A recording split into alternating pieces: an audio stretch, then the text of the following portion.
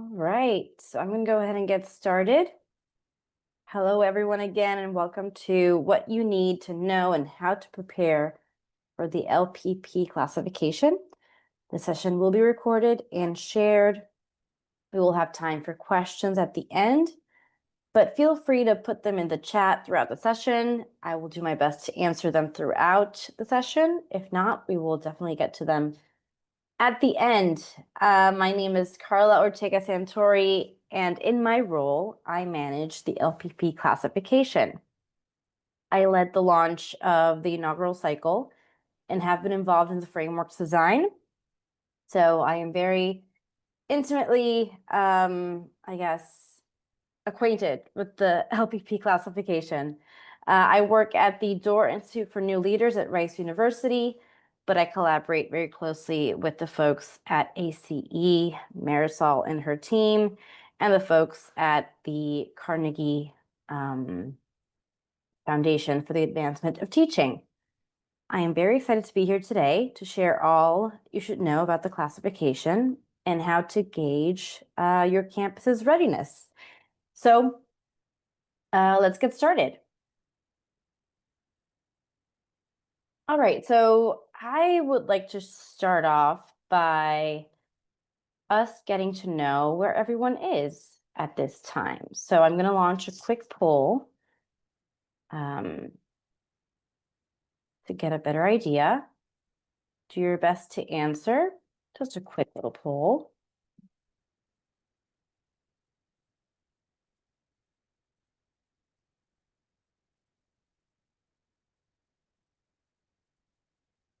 So thinking about your institution's current LPP efforts, and I know we haven't discussed what LPP is, we will, but from what you know, which of the following best describes your current stage? First one is we have a strong, visible, and integrated commitment to LPP across campus. The second one is we have significant work happening in specific areas, and we're exploring how to make it more visible and integrated. The third is this is an emerging area of focus for us, and we're looking to develop our initiatives. The next one is we are just beginning to consider how leadership for public purpose aligns with our mission. And the last one is I'm not sure. This concept is new to me. We have, I think most participants have answered. I'll give another 2 seconds. So let's see. Let's take a look at those results. A lot of folks know they have significant work happening in specific areas and sort of exploring how to make it more visible. A few know that they have strong evidence, and some more of you are looking at how to develop initiatives, how to look at this growing area. So some of you have a clear idea. Let me stop sharing this. A clear idea of where your strengths lie or where the evidence is, which is great. Some of you are not sure, which is perfect for today. The second half of our webinar today, we will delve deeper into some of the key criteria for LPP, and you will be able to identify areas that may require more attention or where your LPP story may be headed, right? Where the evidence sort of lies, where on campus it lies. So let's start by defining LPP. So on the screen, you have part of the LPP definition. If you want to take a look at the full definition, you can do that on the framework or on our website. But what is LPP? Well, according to Carnegie, at its core, leadership for public purpose is about contributing to this idea of a better, more just society, right? It's not just about who holds those formal leadership positions. It's about building ethical leadership capacity across the institution. So that's across stakeholders, students, staff, faculty, the community. LPP also centers around this idea of common good. And it's relevant in every sector of society, right? In government, private, etc. This definition also emphasizes both institutional coordination, and broad impact. So very important, the LPP classification and really all elective classifications are meant to be considered as a campus-wide effort, right? So it's not just one school or department that should be pursuing this classification. It's how embedded this topic is throughout campus. In our case, we're looking at LPP. It's about how your campus, how your institution creates the conditions, the culture for everyone to lead with purpose and responsibility. And again, it's importantly not just about students, although most of our evidence tends to revolve around students, right? Student programs, curricular, non-curricular, or extracurricular activities, et cetera. But it also is meant to include efforts around staff, faculty, even partnerships, alumni, that sort of thing. The Carnegie Elective Classification for Leadership for Public Purpose, that's always a mouthful, is a way for colleges and universities to examine how they develop leaders, right? So everyone involved in any work related to LPP, so things like leader development, people in student affairs, people in different academic departments that teach leadership-related courses, all of these people, and you'll identify later on who those key players are, have to work together to answer the self-study. So this process is meant to help the campus improve a lot of times and celebrate efforts that are already happening on campus to develop leaders. The Carnegie Elective Classifications were created as a response to the classifications known as the standard or universal classification, so D1, R1s, R2s, etc. The elective classifications are meant to recognize and celebrate things that just weren't covered in those universal classifications. Topics such as the community engagement aspect of, or the work that is done around community engagement, the work that is done around LPP. There is a new elective classification called the sustainability classification. So any work done around those different topics is what is celebrated in these elective classifications. They are completely optional. It is a self-study, like I mentioned, that looks at everything the campus does to develop leaders. So including things like policies, assessment mechanisms, etc. It is awarded by the Carnegie Foundation, and it is a way. Yes, it is awarded by the Carnegie Foundation. The Carnegie Foundation recently, or I guess in the last 5 years maybe, has partnered with ACE, or the American Council on Education, for them to act as sort of their agent, they cover the day-to-day operations of the elective classifications, while Carnegie still holds very much the vision and the direction in which the elective classifications will go. In 2020, the Door Institute for New Leaders at Rice University and the Carnegie Foundation began developing this elective that we now call the LPP, and we act as their administrators or the host institution for the LPP classification. All this just so that you know that when you engage with the elective classification for LPP, you might see people from Door Institute, from ACE, or from the Carnegie Foundation involved in the work and leading the work. So that is why I give you all this background. The LPP classification launched its first national cohort in 2024. So that is when we recognized institutions for their efforts in LPP. We classified 25 institutions for their commitment to developing leaders for the common good. You can find a list of those institutions on our website. We have R1s, R2s, small liberal arts colleges, technical colleges, two-year institutions. We have a pretty diverse geographical also profiles for the institutions. We have service academies, so we have a nice mix of campuses that were recognized. If you are curious to know what kind of campuses were recognized in 2024. So let's take a look at the application or the framework.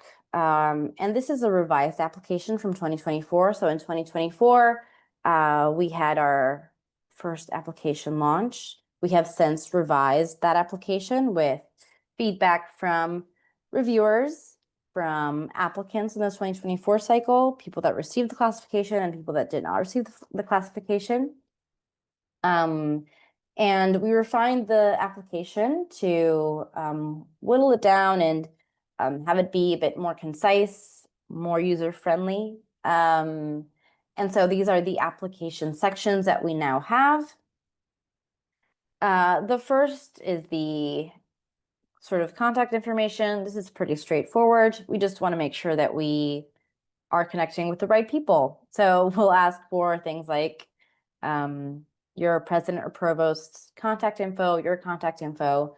The president or provost will not be contacted directly unless it's to congratulate you for receiving the classification.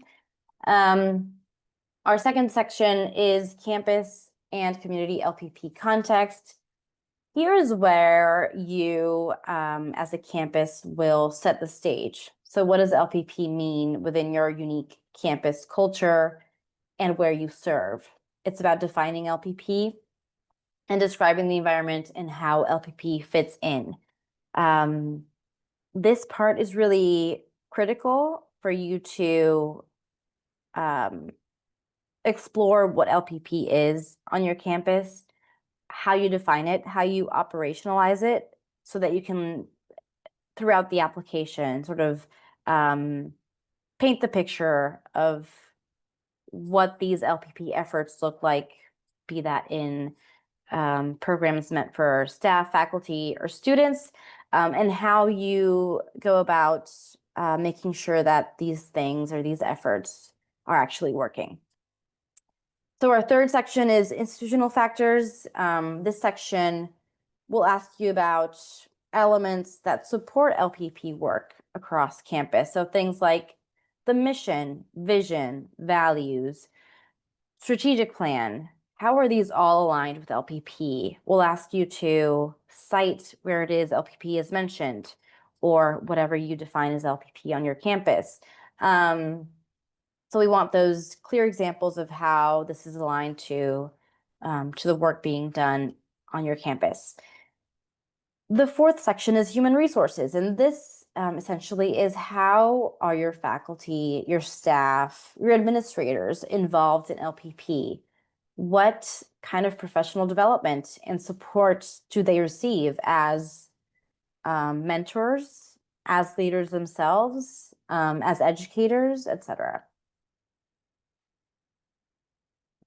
Our fifth section is curricular LPP, and this focuses on LPP as how it is embedded within your academic programs. So think about courses, majors, minors, and any other credit-bearing experience that will foster LPP.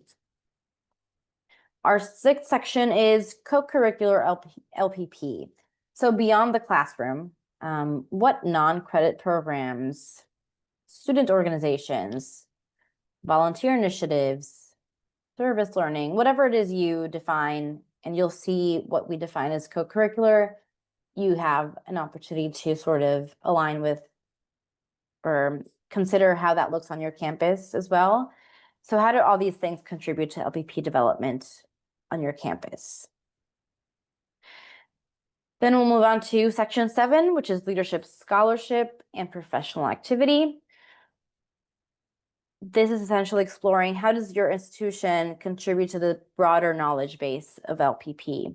So are your faculty engaging in research and publications, presentations? Are your staff engaging in similar work in conferences, in other professional activities that they participate in, op-eds, any kind of knowledge that is shared around LPP. And then our last section, success and reflection. This is a critical really section for demonstrating sort of your maturity and commitment to LPP. So what have you learned throughout this application process? What are your achievements, challenges that you have faced, and how you are continually improving in this area? You may have noticed that for this 2027 cycle, we don't have an assessment section on our own as a separate section, sorry. And this is intentional. For this cycle, we decided to integrate it throughout the application. So instead of being a standalone section, it's sort of woven into the different sections. So for each area we discussed, from things like curricular LPP to co-curricular activities, we are asking in each of these sections, how do you know it's working, right? So you need to demonstrate that you're not just doing these activities, but that you're actually evaluating their effectiveness. So for curricular LPP, how does this align to learning outcomes? And how are you evaluating or assessing these learning outcomes, etc.? So while you won't find a box explicitly labeled assessment or a section, sorry, labeled assessment, you will be sort of applying assessment principles to provide evidence. And as always, I think in the elective classifications, strong measurement plans and reflective practices are really key to a compelling LPP application.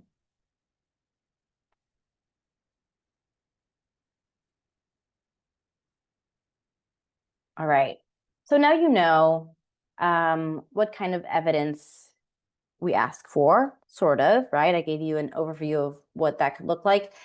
Let's shift a bit to reflect on why you might want to consider applying, because the why is a very big part of this application process.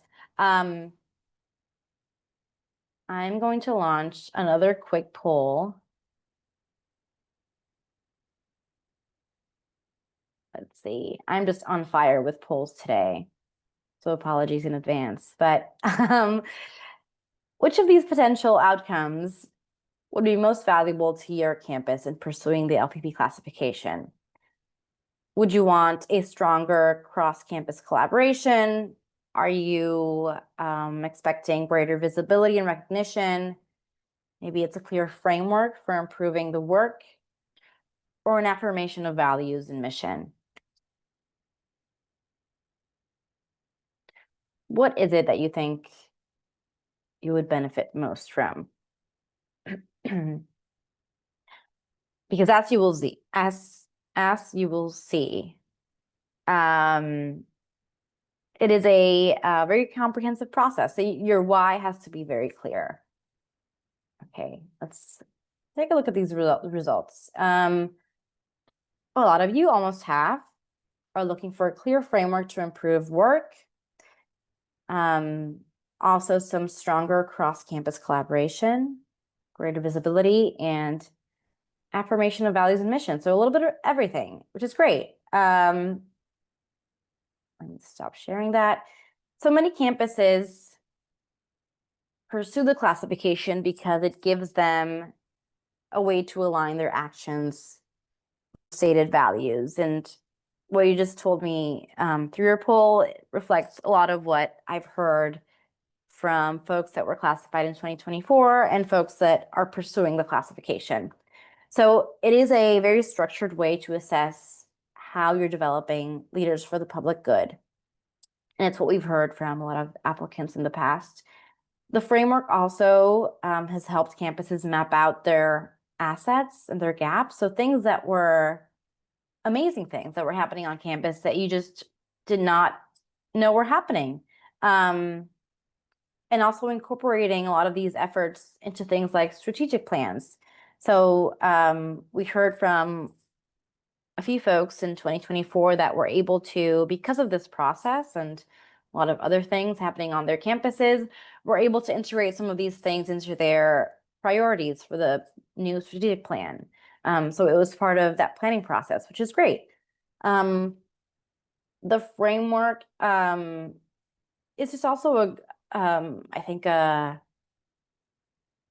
more evidence for students, faculty, and staff, even funders, that the campus takes this work very seriously, right? So campuses have already cited positive feedback from boards of trustees that have said, wow, this is actually pretty impressive. I can't believe we actually do what we say we do. We develop tomorrow's leaders. So it brings visibility to these efforts. And finally, and I think this is probably the most often cited amongst classified campuses, the journey becomes the prize. And it's something that you'll hear Marisol say a lot too, our director of the elective classifications. And it's because it's a powerful way to foster dialogue, to identify champions, and to increase investment in leader development activities from senior leaders. It was the case at Rice University even, because of us going through the process. We formed what we call a leadership council afterwards. So we have folks from all across campus work together to decide on what we are focusing on for the new year, what kind of ways we are approaching our efforts, and more importantly, I think, assessing them sort of uniformly. So the Doors Institute assesses or measures things a way, but the Center for Civic Learning does it another way. So how are we all sort of speaking the same language in assessing our efforts? So now I think we know more of the why, right? Why pursue this classification? Why go through this process? Let's talk about the how. So if you're not familiar with the application process, let me give you an idea of what this can look like on your campus. So the sort of more nitty-gritty, boots on the ground, what it is you'll do throughout the application process.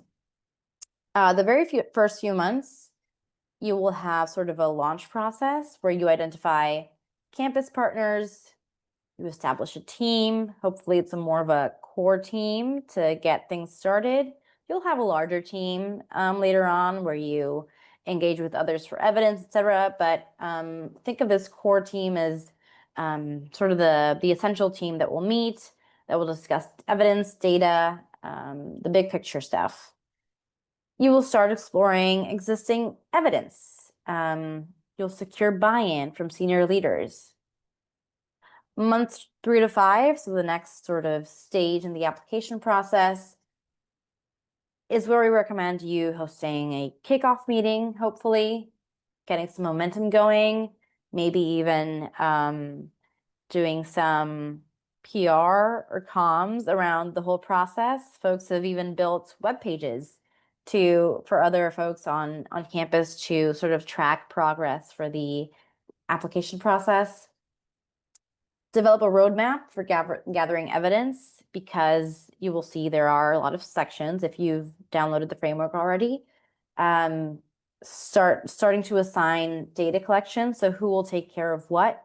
Where does this evidence reside? So do we have to contact someone at HR? Do we have to contact someone at student affairs, athletics department, etc.? Getting to the nitty-gritty of who will collect what kind of evidence. Then as that evidence comes in, and you'll get a lot of evidence, you'll get a lot of great stories. The writing stage is probably the hardest. So starting to draft sections and refine evidence. Oh gosh, refining is probably the hardest part because you have a word limit. So getting to choose the stories that most closely align with the LPP picture that you want to paint. So choosing the very best evidence to exemplify that will be critical. Integrating feedback from stakeholders. So draft an application, you'll send it out, you'll get feedback, you'll go back and forth with your core team. You want to ensure clarity, cohesion, and alignment. I can't stress enough how many great applications came through. And because this was our inaugural cycle last time, we were sort of more lenient for this, cohesion and alignment part or clarity part, maybe. But some folks were probably not classified because of the lack of cohesion. So, you know how if you've ever taught a class or even taken a class and you're in a group project, folks sort of just copy paste their parts and it's different font, different voice. You can sort of see how it's not as aligned. That's what I can compare it to. So making sure that the entire application sort of has the same voice and has the same thread woven throughout. This is a great time for maybe an editor to help you out, someone that has been maybe more of an outsider to the whole process. Just take a read and help you, give you some pointers on how it can be improved. Then the final months, months 8 through 9, are the submission months. So just a final review, getting approval from senior leaders, submitting ahead of time. I am a procrastinator, so that's hard for me. But if you can submit ahead of time, that's great. And then planning for next steps. So things like getting a team in place to discuss how you will address the feedback, etc. This 9-month timeline is something that we came up with feedback from the CE classification and the LPP classification. Typically, 9 months is what campuses cited as the time frame they had or they worked with. You are now a little bit shy of maybe a year of time that you would have to work on your application, so you have plenty of time. Yeah, so let me take you through some other important deadlines. March 3rd is when applications opened. January 9th, 2026, so next year, is when applications must be purchased by. So you just need to initiate or purchase your application. And we use this date to sort of prepare our back end and know how many reviewers we'll have to have in place, what kind of training we have to offer, etc. By June 12th of 2026 is when applications must be submitted. December 2026 is when campuses are notified of their classification status, and by February of 2027 is when we will make the public announcement. So once you submit your applications, your application and every other application will go through a review process. We train our own reviewers, people that go through an extensive review training, and we can talk later on about what that tiered sort of review process looks like. But it is a very comprehensive process, sorry. And each campus that applies will receive a detailed feedback report. So you will, either if you are classified or not, you will get a feedback report on your application. So areas of strength, areas for growth, and any recommendations for things like reclassification or for attempting to classify again. All right, I'm going to stop for a minute and take a look at the chat before we go into this LPP readiness check. But Beth asked, how many campuses submitted applications in 2024? We had 34.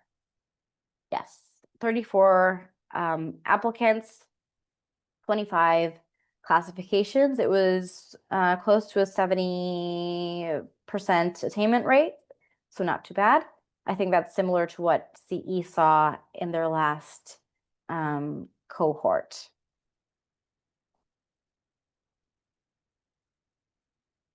All right, and Jalen has another question on budgets. I'll leave that for the end, Jalen, if that's okay. And we can go into this LPP readiness check. So a lot of folks, when starting to sort of explore this classification, are curious to know how they stack up, right? How does their campus sort of compare or align with all the criteria?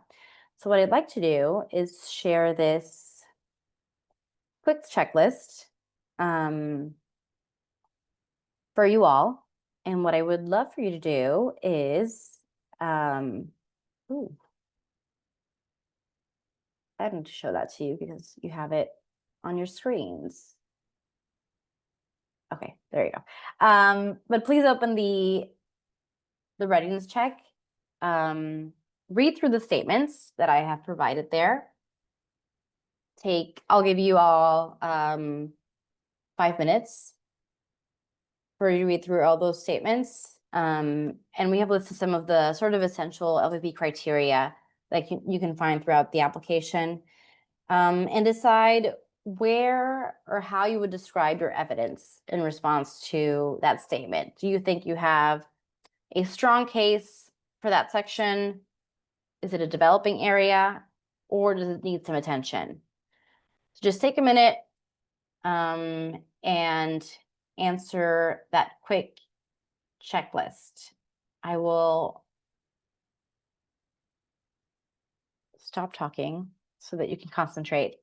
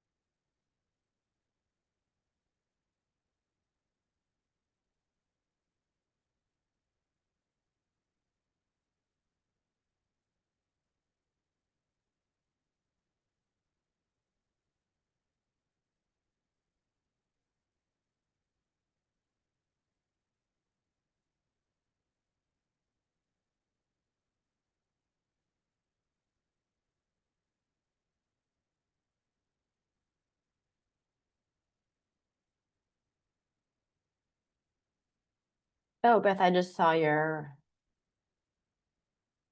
chat. Is anyone else having that problem? Yeah. Mm. Hmm. Sorry about that. Let me.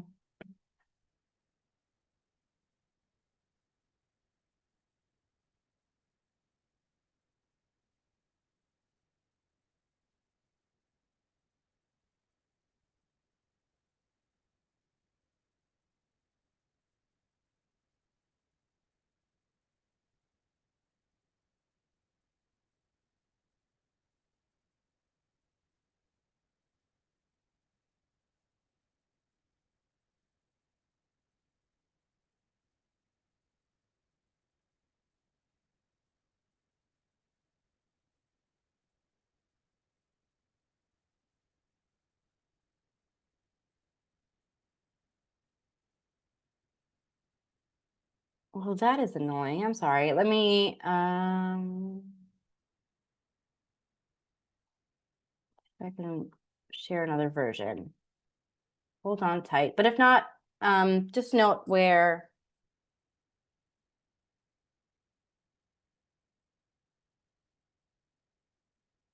If not, for the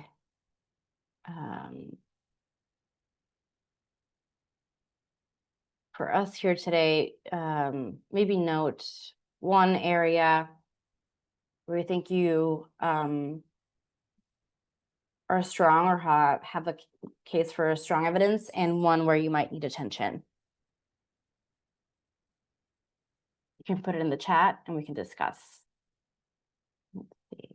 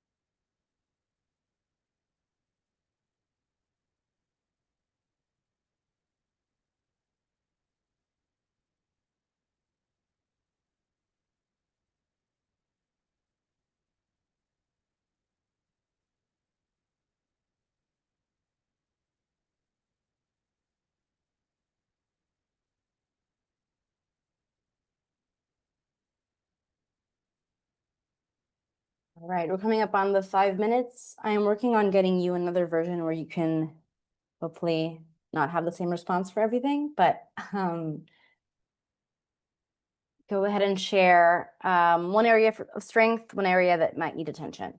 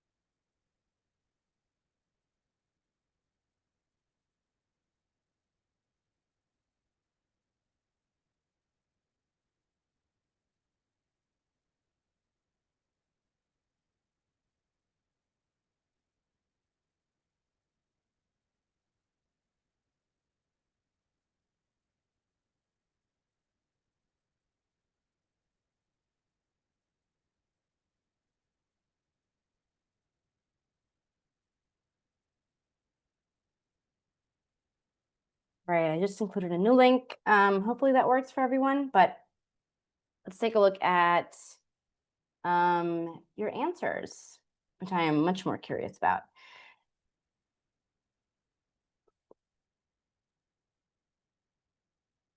Okay, Art says, I think we are doing a good job of developing curricular opportunities. So you have a lot of evidence for that. That's great. And I think, Art, this is the case for a lot of folks, a lot of campuses really, because there's so much student-facing work. There's a lot of great courses. I think where folks tend to struggle in the curricular part is when you have to take inventory of all LPP related courses, right? And try to whittle down what is LPP and what isn't LPP. But this is great. Anne, you have a strong sense for a shared unified understanding and agreement of what LPP means. That is great, because that is usually a part where folks really struggle, because there isn't one understanding of LPP, or whatever you may call it. You might call it, some folks call it, courageous leadership, responsible leadership. There's many different concepts, right, that different campuses use, but getting that clearly makes the rest of the application so much easier. So that's great. Marlon says, LPP is not reflected in the stories we tell about our institution, but we do have strong support for LPP efforts by senior leaders. And that is, and again, there is no perfect application. So it is unlikely and frankly unreal if anyone has strong evidence for all of these areas. So this is a great reflection exercise. And yeah, it's about finding the best evidence for each of these. Michelle, you have a lot of strength in a clear understanding of LPP. Again, great. A concern is our mission, vision, and our strategic plan does not maybe include that. Some campuses in 2024 didn't have such a clear idea of where that would lie within their mission or vision. Some weren't explicitly included, but they were able to explain the alignment, which was also very enlightening, I think, for reviewers and for the electives team alike. So being able to dig deeper in understanding how those concepts align, the things that are mentioned, right, in the mission, vision, or strategic plan, how those really align with LPP. And that mostly happens when you sit around with your core team and discuss in greater detail how you see those aligning.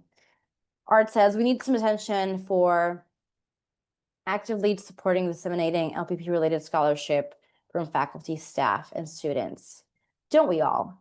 And also, this is a part where, or a section where folks didn't know what was happening until they reached out to so many different departments and offices saying, hey, can you give us 2 to 3 examples of how you have disseminated maybe scholarship or any activities and conferences, etc. And then folks saw such a, varied examples of scholarship being shared and disseminated across campus. So you might be surprised. Jason says, strength, faculty and staff have access to professional development on LPP. That's amazing. Not many campuses have that as a strength. So having that is great. Where we need developing further, we offer curricular opportunities that integrate principles of LPP, but we are working on a more structured way to identify, assess these offerings. Again, that was a very common occurrence in the 2024 cohort. So folks struggled with identifying because many, if not most of the campuses did not have a designation or a tag for LPP courses. So they had to look through this entire inventory and decide how will we decide what is an LPP course and what isn't.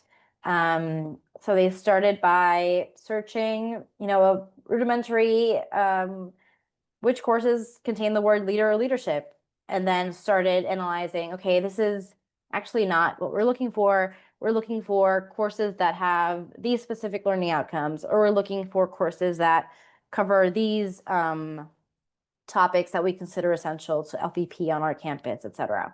So another common occurrence.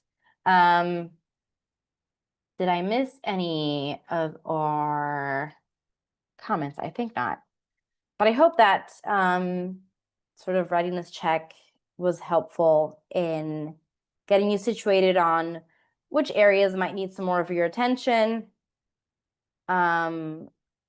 which you might feel really strongly about and can think of evidence like off the top of your head, which is great. And also helps you think about who you need to reach out to that might have this information on campus or might be essential to your core team. Let's move on to the very last part of our webinar today, and I want to make sure we have time for questions. So what is the available support and how do we stay connected? So downloading the framework and the guidebook is essential. If you haven't done that, I will provide you links to do that in a minute. Signing up for our mailing list, or listserv, you will get updates on things like these webinars, our open office hours, any resources that we may have launched or have made public. Joining Higher Lead and attending our office hours. We have regular office hours every, I think, twice a month, where I just sit there and wait for you all to come in and ask me questions. So I'm really happy anytime you can join and ask me a question, or even, write me an email separately and ask for a one-on-one. Also exploring things like the demystifying measurement course. My colleagues at the Door Institute, Dr. Ryan Brown and Dr. Aaron Pomerantz, offer this measurement course focused on how to help you measure leader development programs on your campus. It's very practical, very hands-on. It's a small cohort. I think only about 30 folks or 30 seats are available. We have our last cohort before applications are due is this fall. So if you are interested in the demystifying measurement course, now is the time to explore it. If you're interested for the future, you can also do that. But if you're interested and want to apply what you learn for this cycle, then this fall cohort will be the last time it is offered for this 2027 cycle. And on Higher Lead, we have a resource library that is available for you all. And your best resource is me. This is quite literally my job, so I'm happy to answer any questions you might have.